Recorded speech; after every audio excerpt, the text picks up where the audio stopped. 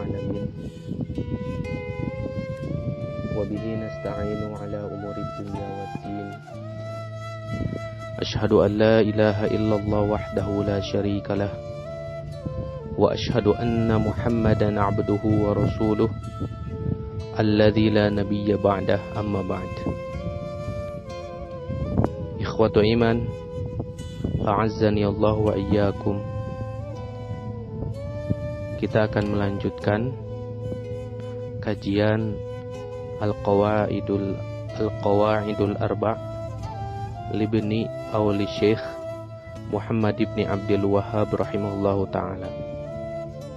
Qala Syekh, i'lam, ketahuilah, arsyadakallahu, semoga Allah membimbingmu, li ta'atihi, dalam melaksanakan ketaatan kepadanya.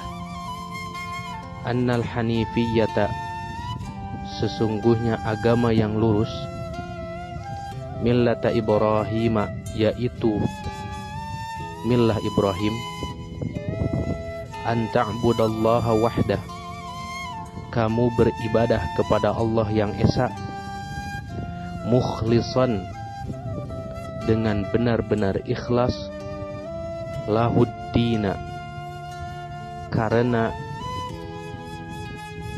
Allah dalam melaksanakan agama. Jadi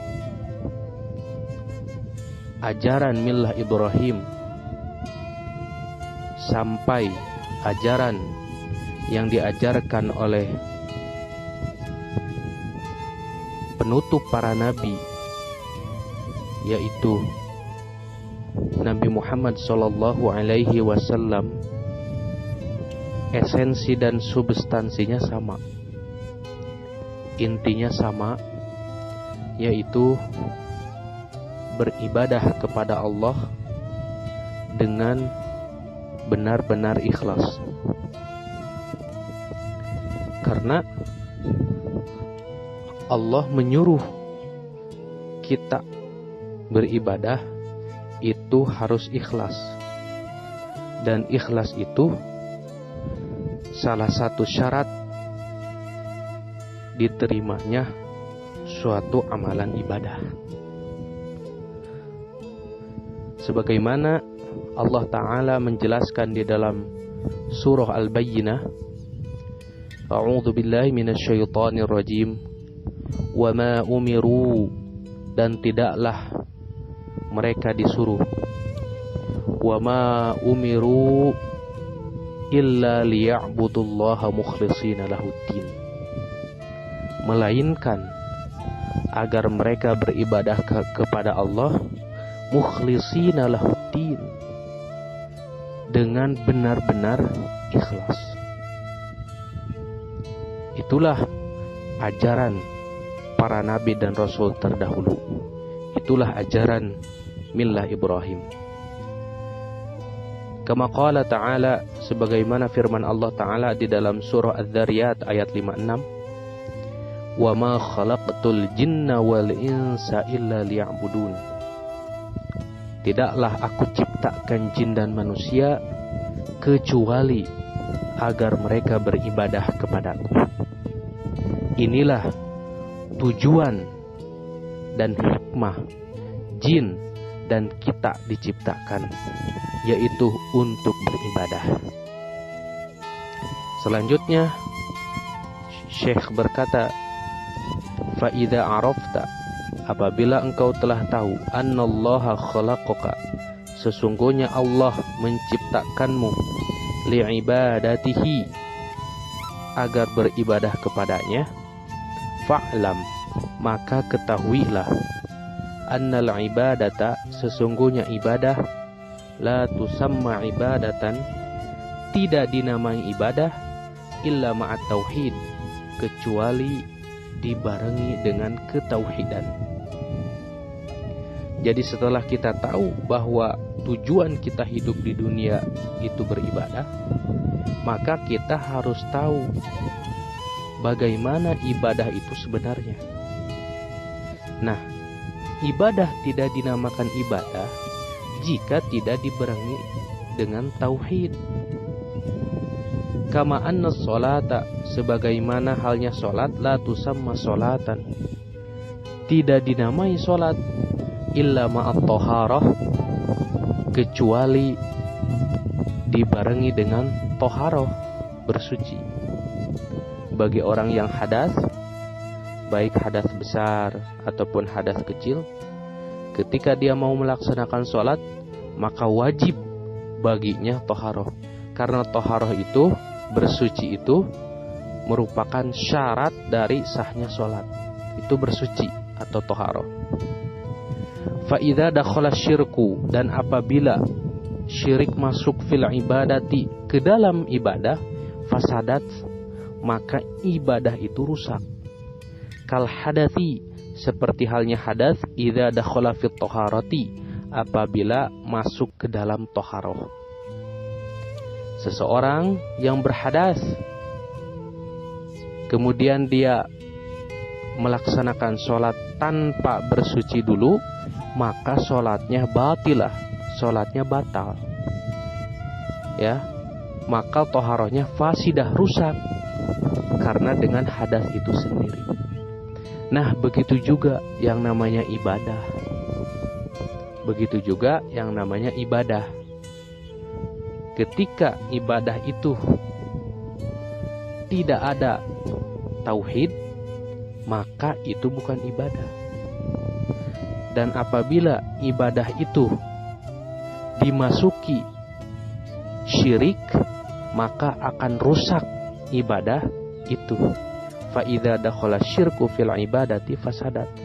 Apabila syirik masuk ke dalam ibadah, maka ibadahnya rusak. Seperti halnya hadas yang merusak toharoh, syirik pun merusak ibadah. Selanjutnya Syekh melanjutkan, fa idza arafta, maka apabila kamu sudah tahu anna syirka, bahwasannya syirik, yang dimaksud syirik di sini adalah asyirkul akbar, syirik besar. Karena syirik itu ada asyirkul asghar, syirik kecil, yaitu riya. Yang kedua ada asyirkul akbar, yaitu syirik besar. Nah, yang dimaksud di sini adalah syirik besar.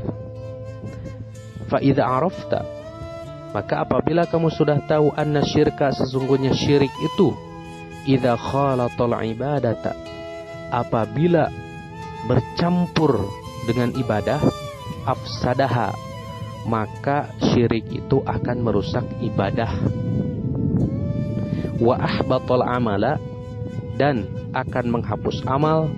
Wa sara sahibuhu minal khalidina finnar, dan pelaku syirik itu akan kekal di dalam neraka.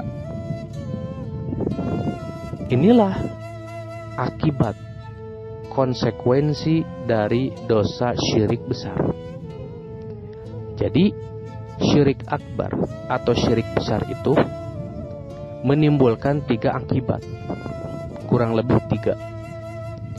Yang pertama, dosa syirik besar itu tidak akan diampuni oleh Allah Subhanahu wa ta'ala apabila dia atau orang yang melakukannya itu bertaubat atau tidak bertaubat sampai menjelang kematiannya. Jadi dosa syiriknya dibawa mati.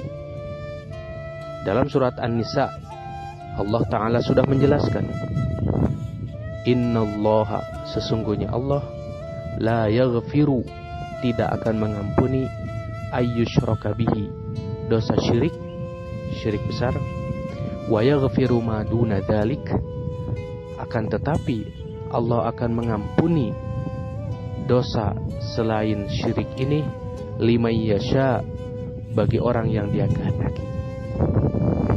Yang kedua, akibat dari syirik besar itu adalah menyebabkan kekalnya di dalam neraka. Dalam surah Al-Bayyinah, Allah Subhanahu wa ta'ala berfirman, innalladzina kafaru, sesungguhnya orang-orang kafir, wal musyrikina, dan orang-orang musyrik, innalladzina kafaru min ahlil kitab, sesungguhnya orang-orang kafir dari golongan ahli kitab, wal musyrikina, dan orang-orang musyrik, fi nari jahannam khalidina fiha, mereka berada di neraka jahannam, khalidina fiha, mereka kekal dan abadi di dalam neraka jahannam itu. Dan yang ketiga, akibat dari dosa syirik besar itu adalah menghapus semua amalan-amalan ibadah yang lain. Karena pelaku syirik bisa jadi dia orang yang getol beribadah. Dia melaksanakan sholat, mengeluarkan zakat, berpuasa, bahkan haji dan umroh. Tetapi di satu sisi dia melakukan dosa syirik. Maka jika seperti itu, amalan ibadah sholatnya, zakatnya, saumnya, hajinya, itu semua akan terhapus, tidak bermanfaat, disebabkan dia melakukan dosa syirik. Allah Subhanahu wa ta'ala menjelaskan di dalam Al-Quran, la in asyrokta, jika kamu melakukan dosa syirik besar, la yahbatanna amaluk, maka semua amalmu akan terhapus, tidak bermanfaat. Nah, itulah 3 akibat dari dosa syirik akbar atau syirik besar. Kemudian Syekh melanjutkan, arafta, kamu tahu, anna ahamma ma'alaika, bahwa yang terpenting bagimu, huwa ma'rifatu dzalik, yaitu mengetahui hal itu. Mengetahui apa? Mengetahui bahayanya dosa syirik yang barusan saya sebutkan. Ya. La'allallaha, semoga Allah, an yukhallisaka, membersihkanmu min hadhihi syabakah, dari duri ini. Duri, dosa syirik itu duri, ya, dalam ibadah. Di sini dijelaskan bahwa yang dimaksud dengan asyabakah di sini adalah wahya asyirku billah, yaitu syirik kepada Allah. Alladzi qala Allah Ta'ala fihi, yang Allah Ta'ala berfirman mengenai syirik dalam surat An-Nisa ayat 48, innallaha la yaghfiru ayyushraka bihi wa yaghfiru ma duna dzalika liman yasha. Sesungguhnya Allah tidak akan mengampuni dosa syirik, wa yaghfiru ma duna dzalik, dan Allah akan mengampuni selain dari dosa syirik besar itu bagi siapapun yang dia kehendaki. Wa dzalika, dan hal itu bi ma'rifati arba'i qawaida, dengan mengetahui 4 kaidah, zakarahallahu ta'ala fi kitabih, yang Allah sebutkan di dalam Al-Quranul Karim. Jadi untuk mengetahui bahayanya dosa syirik, sehingga akan membuat kita menjauhinya dan senantiasa berhati-hati dari dosa syirik, itu dapat kita